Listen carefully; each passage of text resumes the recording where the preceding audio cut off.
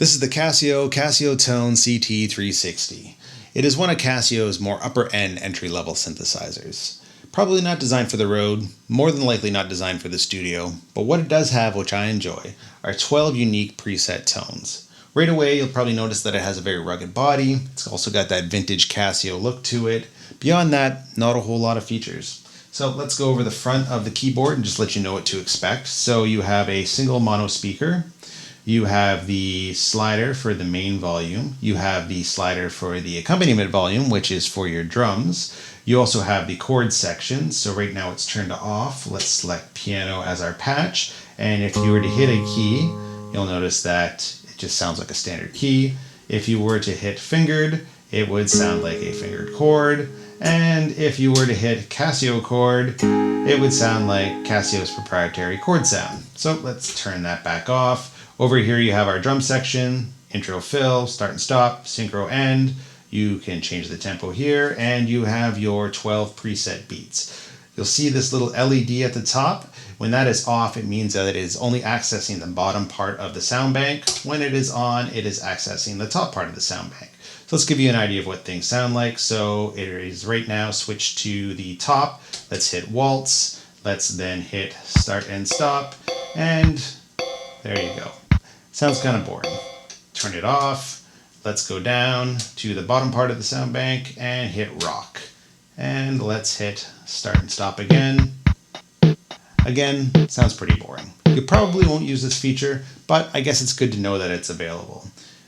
Moving forward, we have the tone section. So again, it works similar to the drum section. When the LED is off, you're going to be accessing the bottom part of the bank.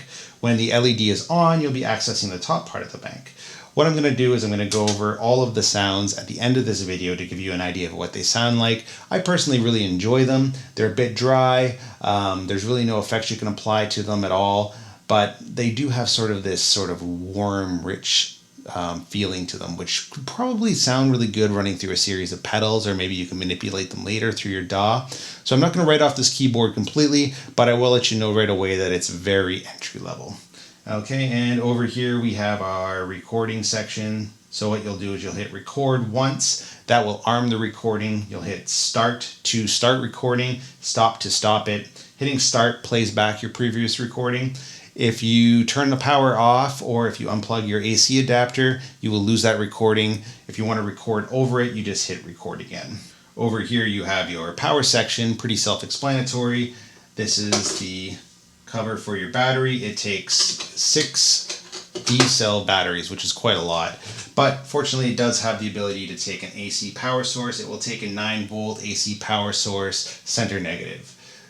That is located right here. Right here is where you have your 1/8" output and your tuning wheel. So to see what the tuning wheel sounds like, what I'm going to do is I'm going to turn the patch to something that has a little bit more of a sustained feel to it. So let's turn it to flute. So if you hit the flute, this is what your sound sounds like. And then you want to just turn this turning wheel, and you'll notice that the pitch kind of changes in it. It is really annoying have to go to the back of your keyboard in order to change that sound. It would be much more intuitive if it was on the front. So you probably won't use it that much. You'll probably just leave it to one setting and that will be it.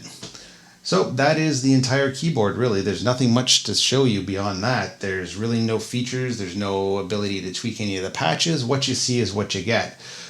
I will let you know that I had a lot of difficulty recording this because the 1/8" output had a ton of noise on it. The signal coming through to my DAW was picking up all of this static, so I had to apply a pad actually on my DAW to reduce that amount of static. I don't think that this is going to be very good if somebody was going to be able to play it live. You could probably open it up and do a bit of modifications to it, like maybe you can add a 1/4" jack, which would work with most path cables. But you know what? Beyond that, this is just a toy, really. If you want to play it privately, you can do that with just the speaker here. You don't have to put it out and record with it. I have a feeling that most users are going to be pretty disappointed if they were to pick up this keyboard and expect to use it sort of live in some sort of performance. So that's it. That is the keyboard in a nutshell. At the end of this video, I'm going to go over the whole tone bank, leave any comments in the comment section, and I hope you enjoyed this review.